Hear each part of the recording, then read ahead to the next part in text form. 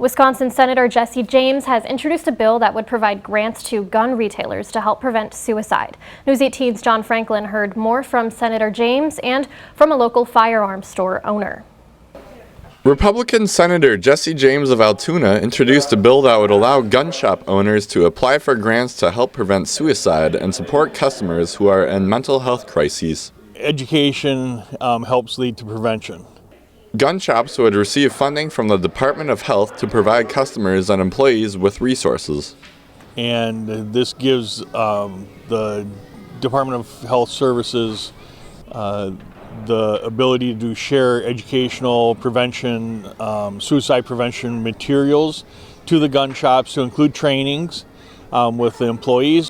The bill would also provide funding for shops to temporarily store guns that are voluntarily surrendered by someone who may be considering suicide. James says that this would allow someone to safely store their gun without harming themselves and without involving law enforcement. There's other gun shops that are doing this across the state already, and there are people taking advantage of it because, again, not everybody wants to have law enforcement involved.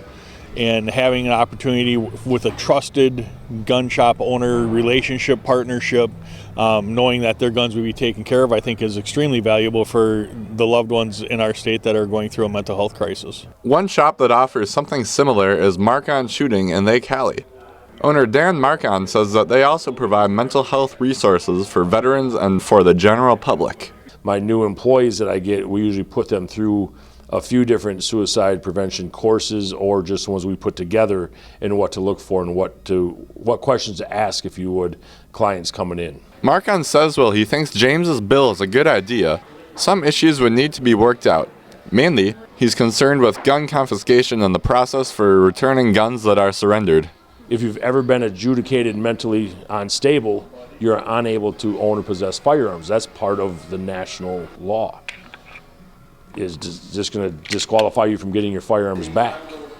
We don't know. These are all questions that the gun community and the people that own firearms, which is a bunch of people, are going to ask questions about.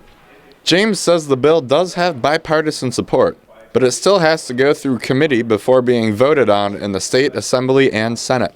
For News 18, I'm John Franklin. If you are struggling with your mental health, you can find resources on our website, or you can call the National Suicide and Crisis Lifeline by dialing 988.